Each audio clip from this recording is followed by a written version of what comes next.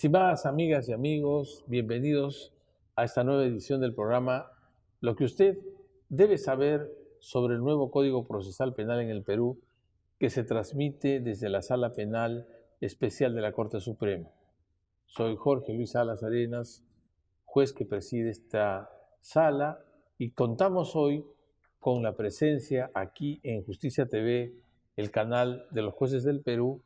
con el apoyo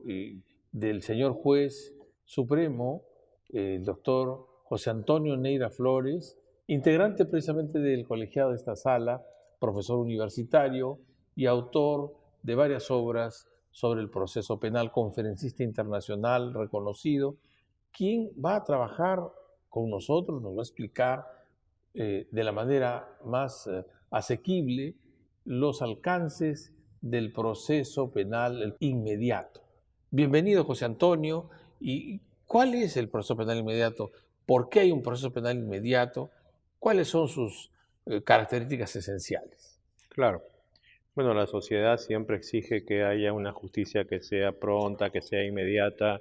y hay algunos delitos en los cuales es posible que esto sea así, que se pueda suprimir algunas etapas del proceso penal común, y estamos hablando entonces del proceso penal especial inmediato. Un proceso penal común tiene etapas de investigación preparatoria, etapa intermedia y juicio oral. Cuando hablamos nosotros del proceso especial inmediato, solamente vamos a realizar diligencias preliminares que van a estar a cargo del fiscal, y de ahí lo que vamos a hacer es una audiencia para establecer si procede o no este proceso inmediato, y vamos a pasar inmediatamente para que el señor fiscal haga una acusación. El juez que va a hacer el juicio expide un auto de enjuiciamiento y vamos a ir directamente a un juicio oral, que inclusive va a ser en una audiencia única en el día, y si es necesario que se tenga que utilizar más, será en días continuados. Por lo tanto, se tienen que dar determinadas condiciones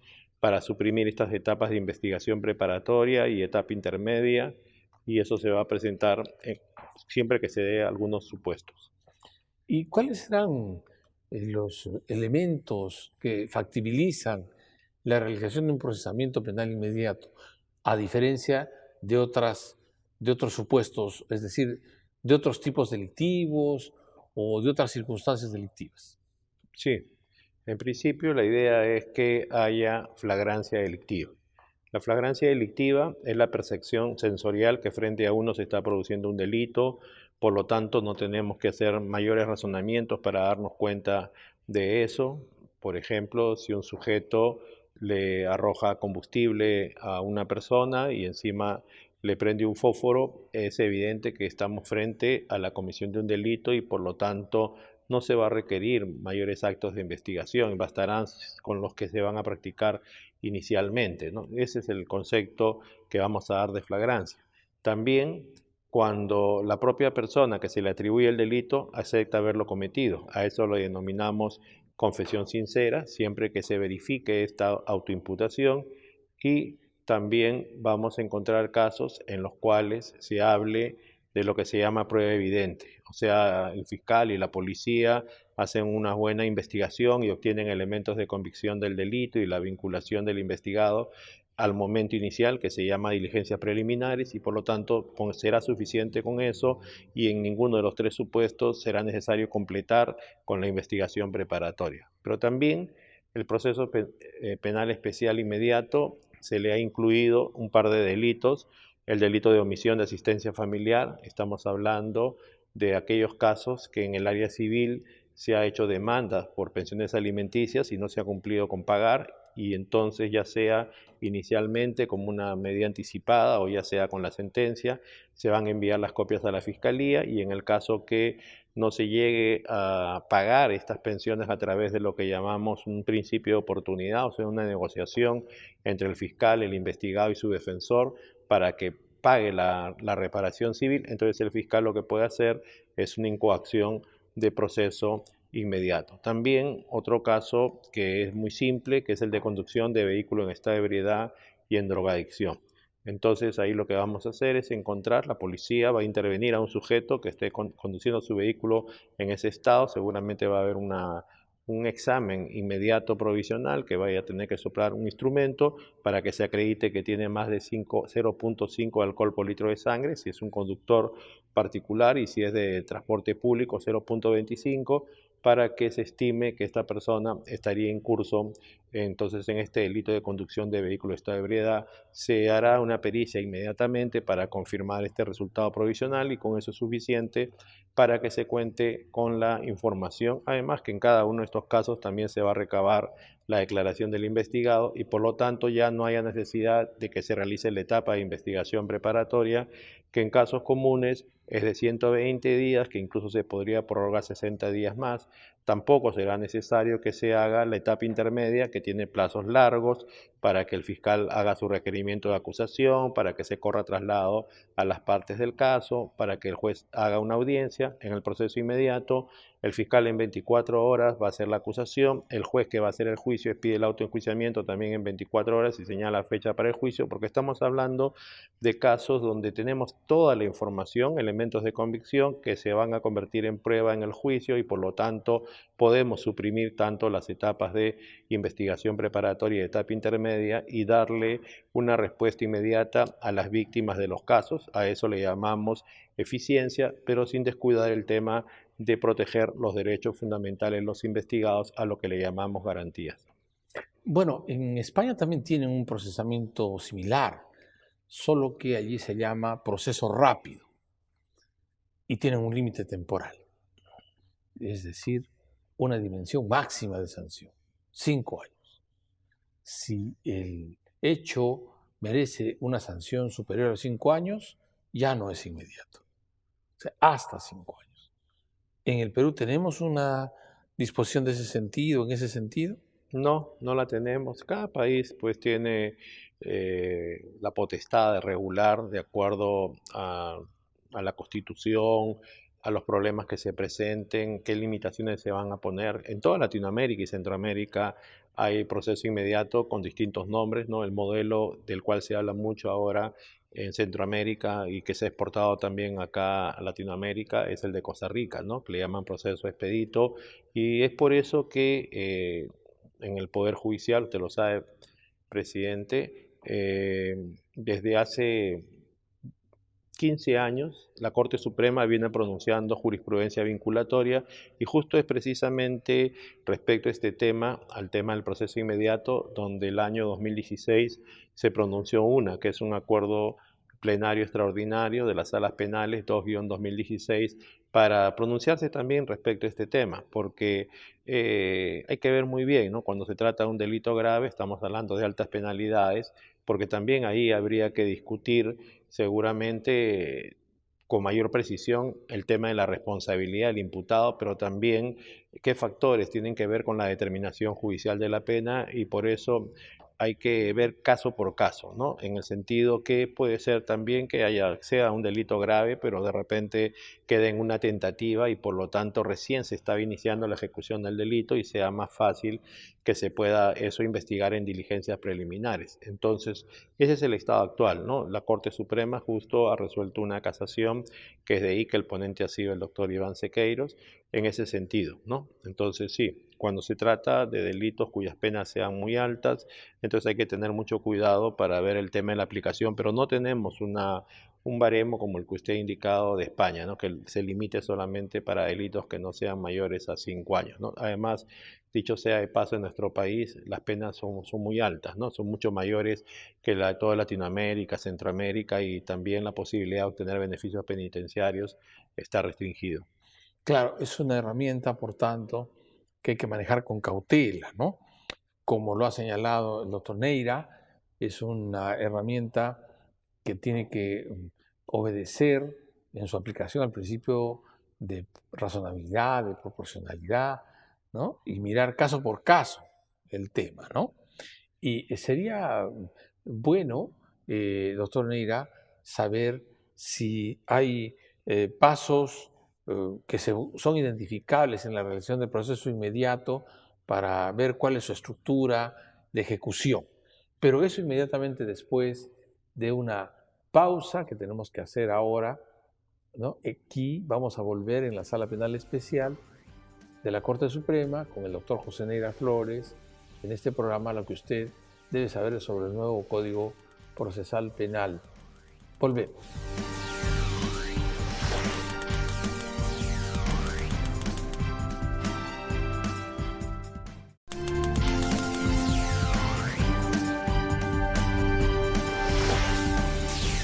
Volvemos en el programa lo que usted debe saber sobre el nuevo Código Procesal Penal. Estamos entrevistando en la Sala Penal Especial de la Corte Suprema al señor Juez Supremo, doctor José Neira Flores, sobre el procesamiento inmediato. En el corte le interrogamos sobre los pasos que se han de seguir en esta clase de proceso especial que está destinado a manejar las causas sencillas, es decir, las causas que no requieren, porque ya está acumulada, como nos ha enseñado hoy, nos ha transmitido hoy, está acumulada la prueba esencial. ¿Cuáles son estos pasos, doctor Neira? Claro. Bueno, en primer lugar es el fiscal el que tiene que dirigir las diligencias preliminares, va a trabajar con la policía y sobre esa base va a estimar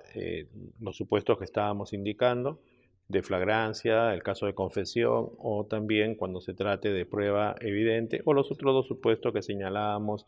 de omisión de asistencia familiar o conducción de vehículo de estado de ebriedad. Cuando esto sea así, lo que el fiscal va a hacer normalmente es formalizar la investigación preparatoria porque se va a iniciar esta etapa. Acá se va a prescindir de eso porque la idea es que esto vaya de frente al juicio y por lo tanto lo que va a hacer es se llama un requerimiento de proceso de incoacción de este proceso inmediato, o sea, un pedido que le va a hacer al juez y entonces lo que va a pasar es que el juez va a controlar la admisibilidad de ese requerimiento que previamente a la audiencia que se va a convocar se va a correr traslado al imputado, a su defensor, para que tomen conocimiento de lo que se va a discutir en la audiencia. También, en algunos casos penales, es posible que el agraviado quiera participar, o sea, puede convertirse en lo que se llama actor civil para tener una mejor presencia dentro del proceso penal y pueda impugnar las resoluciones judiciales, pueda aportar pruebas, en fin, y puede solicitar también su constitución en esta audiencia de incoacción que va a haber sobre el proceso inmediato. También es posible que haya corresponsables civilmente, estamos hablando de lo que se llama el tercero civilmente responsable, por ejemplo, cuando se produce un atropello y el vehículo es de una persona diferente, el papá le presta al hijo, entonces lo que va a pasar es que ambos solidariamente van a responder civilmente y se puede trabar embargo sobre ese vehículo para asegurar el probable pago de la reparación civil. Entonces, por eso también es posible que en esta audiencia sea incorporado como tercero civilmente responsable y por lo tanto tendría derecho a presentarse a la audiencia y a defenderse, porque podría ser que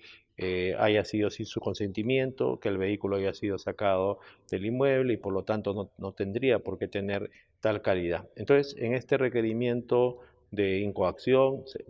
va a llegar el día de la audiencia, se entiende que es posible que en los casos de flagrancia esté detenida la persona y por lo tanto se va a citar a una audiencia que no debe ser más allá de las 48 horas y entonces lo que va a pasar en la audiencia es que se va a producir primero una discusión si este caso califica, como usted lo dijo, de prueba evidente, ¿no? Que es un caso donde no haya mayor complejidad, donde haya bastado con las diligencias preliminares para saber que estamos frente a un delito y que la persona comprendida en esta investigación sería su responsable. Una vez que esté aprobado eso, vamos a ver la posibilidad, porque en algunos delitos cabe esto, de que pueda haber una negociación entre la persona que está comprendida en esta investigación, su abogado y el fiscal. Estamos hablando de lo que se llama acuerdos reparatorios, ¿no? Cuando la pena mínima legal no supere los 2 años o en todo caso la sanción que se imponga no sea superior a 4 y cuando no hay un interés público, entonces es posible que se pueda pagar la reparación civil a la víctima y el caso se pueda archivar. O sea, el fiscal desista del ejercicio de la acción penal y con esto no generaría antecedentes en la persona, pero solamente es en lo que se conoce como delitos muy leves, ¿no? Para tener esa posibilidad. También es posible que en esta audiencia ya se pueda hablar de cualquier clase de delitos y se pueda utilizar lo que se denomina fórmula de simplificación procesal penal, que es una terminación anticipada del proceso. En la terminación anticipada del proceso, lo que va a ocurrir es que el imputado va a aceptarse responsable y está comprobado que eso sea así, entonces se va a negociar fiscal, imputado, defensor, y en vez de que le impongan la pena que le correspondería sin haber contribuido a que se esclarezca este hecho, por ejemplo, si es un caso de robo con agravantes, 188, 189 del Código Penal, la pena es de 12 a 20 años. En este caso, la rebaja que se le haría sería una sexta parte. O sea, 12 años menos 2 serían 10 años de pena privativa y libertad. Y así la Fiscalía evitaría hacer investigación preparatoria, hacer etapa intermedia, hacer juicio, evitar recurso de apelación. Tendría más tiempo para poder investigar otra clase de asuntos, atender otras audiencias y no habría ninguna impunidad. La rebaja sería de una sexta parte por acogerse al tema de la terminación anticipada del proceso. También es posible que hayan algunos casos en los cuales la misma persona que se le atribuye un delito preliminarmente acepte los hechos, está con su abogado, eso también se llama confesión, se le llama sincera y por lo tanto esté verificado y también eso puede abonar a favor de esta persona imputada que en esta audiencia de incoacción se está acogiendo a lo que se llama terminación anticipada. Repito, no es impunidad, igual va a haber una sentencia que lo condene, pero va a tomar en cuenta en primer lugar esta renuncia a las otras etapas del proceso, pero también si él quiere contribuir con mucha información, porque eso se podría acumular a la rebaja anterior y podríamos lograr que se le rebaje hasta un tercio de la pena que he indicado. ¿Por qué ocurriría esto? Porque no es muy sencillo que la policía y la fiscalía pueda obtener los elementos de convicción de un delito y la responsabilidad del investigado y esta contribución haría que él merezca un incentivo por esta colaboración y por lo tanto estoy de acuerdo en que se mantenga el tema de la terminación anticipada y repito,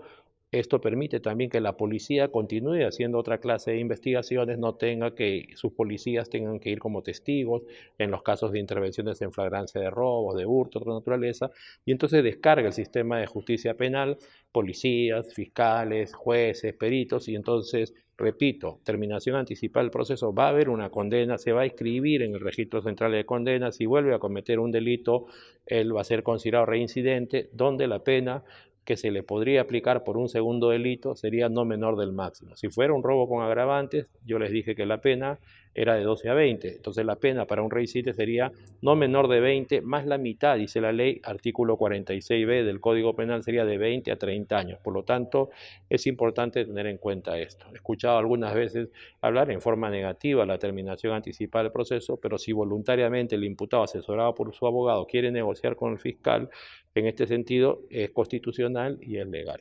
En el supuesto de que se haya aprobado el proceso inmediato, no haya habido ni principio de oportunidad ni terminación anticipada del proceso, que podría ser por cualquier delito, entonces ya vamos a ver la medida de coerción personal que correspondería. Siempre el fiscal es el que la va a solicitar, supongamos que sea una prisión preventiva, entonces ahí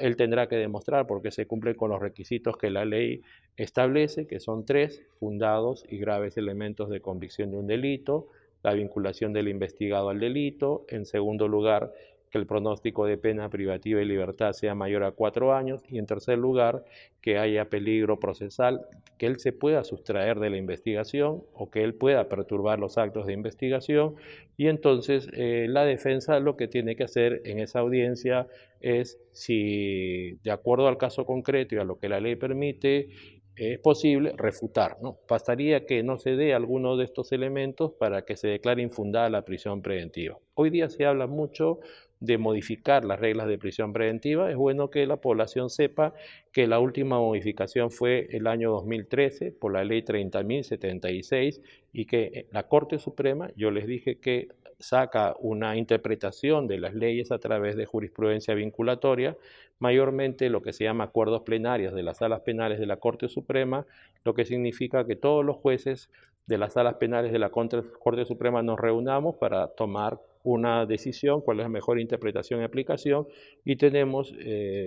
ahora pendiente una, pero ya en cada sala penal de la Corte Suprema, a través de lo que se llama el recurso de casación, ya se ha establecido ya correctas interpretaciones, como son las casaciones 626-2013 de Moquegua, donde se señaló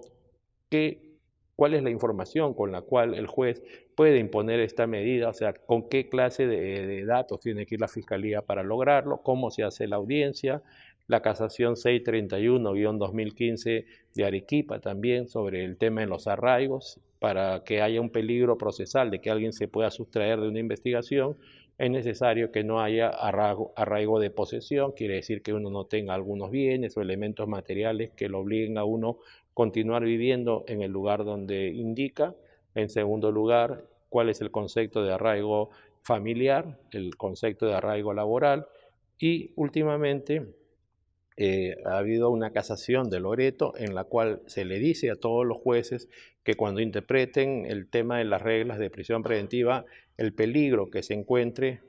de que haya sustracción, yo diría que también perturbación, no tiene que ser un peligro abstracto en general, un peligro de los tratados de derecho, sino tiene que ser en el caso concreto. ¿Qué dato ha aportado la Fiscalía? Ellos trabajan con la policía que elabora un informe, qué diligencias preliminares hay que demuestre que esto ha ocurrido, ¿no? Y también tenemos una casación de Loreto, o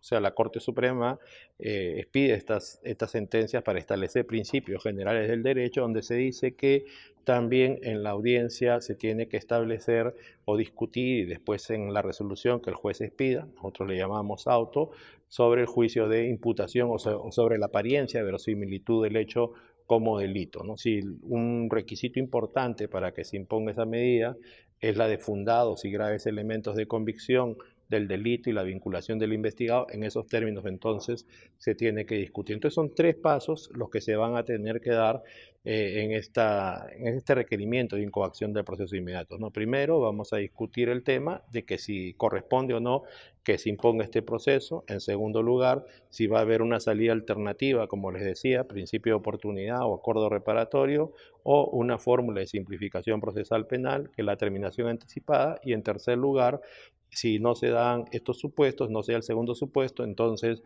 se tendría que ver cuál es la medida de coerción personal que corresponde, una prisión preventiva o sino que concurre en libertad a la investigación con algunas restricciones, le llamamos comparecencia con restricciones, ¿no? Entonces ese es el primer paso, que sería el de el requerimiento de incoacción de un proceso inmediato y la audiencia. ¿Qué sucede si, incoado el proceso inmediato, el señor procesado ofrece medios que no se van a poder actuar inmediatamente y que son vitales, importantes, trascendentes para el ejercicio de su defensa? ¿Es posible, según el criterio de Torneira, que el proceso inmediato se transforme, se convierta, por ejemplo, en un procesamiento común? Sí, claro, cuando hablamos nosotros de que haya flagrancia o haya confesión o haya un caso de prueba evidente, quiere decir que no hay duda. Estamos frente a la comisión de un delito producto de las diligencias preliminares. Si tenemos alguna duda de que esto sea así, es obligatorio que se hagan todas las etapas del proceso y que se esclarezca realmente esta situación, y además obviamente el investigado tiene derecho a defenderse. Está bien que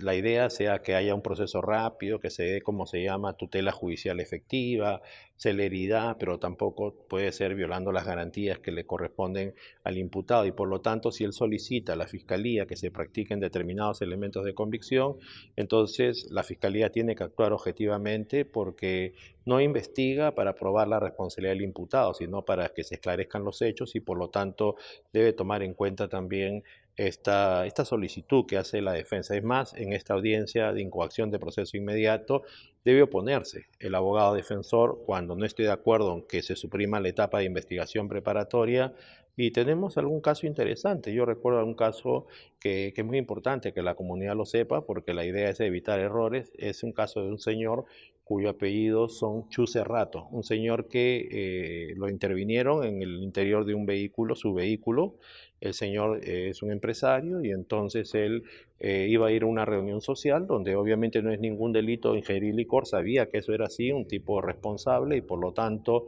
lo que hizo fue llevar un conductor para que maneje su vehículo. Entonces manejó su vehículo, el conductor, estaban retornando a su domicilio, el señor se quedó dormido en el asiento de atrás cuando se había producido un incidente entre la policía que intervino al conductor y entonces en qué grado de intensidad habría sido el tono de voz que se empleaba entre el señor policía y el conductor, que este señor que estaba durmiendo en el asiento de atrás se despierta. Y entonces lo que va a pasar es que el señor policía recibe algunas palabras de este señor, baja el vidrio, el señor policía se va a acercar donde él, el señor le coloca con su dedo índice en el pecho, total, aprenden al señor la policía, estaba en un operativo y se lo llevan preso. Le imputan a él violencia y resistencia a la autoridad, o sea que él se estaría oponiendo a esta actuación de la policía, ¿no? De pedirle documentos al chofer que estaba conduciendo el vehículo, pero el tema está que cuando le hacen el examen, el dosaje etílico a este señor tenía 2.7 de alcohol por litro de sangre. 2.7 alcohol por litro de sangre es una cantidad, de acuerdo al baremo que establece la ley, que este señor debería estar en estado de coma. Entonces díganme ustedes, una persona que si 0.5 es la medida para que cuando uno conduce un vehículo ya esté incurso en el delito de conducción de vehículo estado de ebriedad, vean la proporción ustedes con 2.7 alcohol por litro de sangre, en qué situación se encontraría el señor y por lo tanto qué clase de lesión puede afectar un señor que se encuentra en ese estado físicamente cuando le tengo con un dedo en el pecho al señor policía. Pero por otro lado también viene el tema violencia y resistencia a la autoridad. Usted es un penalista, señor doctor Salas Arenas, y sabe que los elementos están compuestos por una serie de elementos, ¿no? Acción, tipicidad, antijuricidad, culpabilidad. Y en la culpabilidad vemos el tema de la imputabilidad. Tiene que ver con que para cometer un delito y para ser responsable penalmente es necesario que uno tenga una capacidad mental, uno pueda discernir ese comportamiento y entonces con 2.7 alcohol por litro de sangre, si es que uno no se ha puesto adrede en ese estado y si es que uno no tiene una capacidad física de poder, a pesar de ese estado, practicar algunos actos con libre albedrío, entonces uno no sería responsable Trastorno mental transitorio. claro, una grave alteración de la conciencia y por lo tanto uno no sería responsable de ese delito. A pesar de eso, se fue a una audiencia de proceso inmediato. El asunto fue que la fiscalía propuso esto, el señor fue con varios abogados, porque esto es público, cualquiera entra a los medios y ve, creo que tenía 3 abogados en la audiencia, conclusión, terminó el caso con una terminación anticipada del proceso. O sea, era 4 años y 8 meses de pena privativa de libertad que le impusieron, no plantearon ninguna apelación, quedó, nosotros decimos cosa juzgada y él tendría que estar preso 4 años y 8 meses. El asunto está en que después seguramente consultó con otros abogados, se dieron cuenta de que había una violación a la Constitución, a los principios del Código Penal, nosotros decimos de lesividad, decimos al principio de proporcionalidad, ¿no? Lesividad, porque se supone que tiene que tener cierta afectación a bienes jurídicos para que haya el delito. ¿Cuál podría ser la intensidad de un señor que se encontraba con esa cantidad de alcohol cuando lo tocó a este sujeto? Y por otro lado, tiene que ver también con el principio de legalidad penal, o sea que no se le puede procesar a nadie ni condenar por un comportamiento que no cumpla con todos los elementos del delito. Entonces el señor planteó un habeas corpus, se declaró fundado el habeas corpus tiene que ver con proteger su libertad individual cuando haya una afectación, en este caso al debido proceso penal, y entonces apelaron y en la segunda instancia se revocó y se declaró infundado. Esto está en el Tribunal Constitucional, o sea, yo estoy de acuerdo con el proceso penal especial inmediato, estoy de acuerdo que hay eficiencia, pero también tiene que haber garantías. Entonces yo me pregunto, en este caso, en la desesperación de hacer un proceso rápido, ¿quién es la víctima? ¿La víctima es el señor policía de violencia y resistencia a la autoridad o la víctima hoy día es el señor Chu Cerrato que tiene una orden de captura y que el día que lo detengan lo van a internar en un penal? Entonces hay que tener cuidado también, ¿no? Hablamos mucho en el proceso penal de que debe haber un equilibrio siempre entre garantías y eficiencia, y repito, es que se protejan los derechos fundamentales de la persona que esté investigada, tanto en el tema penal como procesal penal, pero también que no haya impunidad, que haya una respuesta a la víctima, a la sociedad, y esos son los puntos en que debe converger esta justicia penal, que con el código ya tiene 13 años en el país, y por lo tanto el proceso penal especial debe ir en ese sentido. Por eso es que la Corte Suprema pronunció este acuerdo plenario penal extraordinario 2-2016 para que se interprete de una manera mejor las reglas sobre proceso penal especial inmediato, y por lo tanto la reforma que se hizo a través del decreto legislativo 1194 para decirle a los señores fiscales que cuando se den las causales de proceso inmediato, el fiscal deberá requerir el proceso inmediato, cambio, porque antes se decía podrá, sea pues muy rigurosamente, y los jueces nos encarguemos de hacer el control que corresponde, y también los abogados defensores. Bueno, muchas gracias, doctor Neira, por su intervención cargada de información sobre este tan polémico tema que todavía seguramente dará que hablar, porque hay, al parecer, algunas precisiones que hacer. Sin embargo, no hay que desmerecer la importancia que tiene para el país la eficacia, pero al mismo tiempo la garantía. Amigas y amigos, hoy termina este programa de lo que usted debe saber sobre el Código Procesal Penal.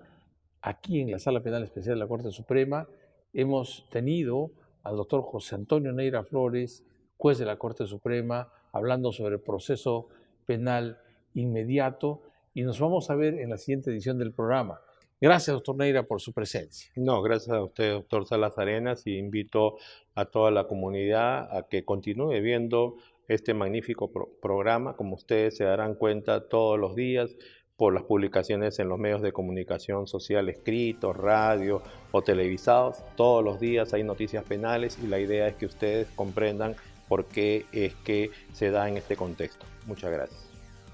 Hasta luego.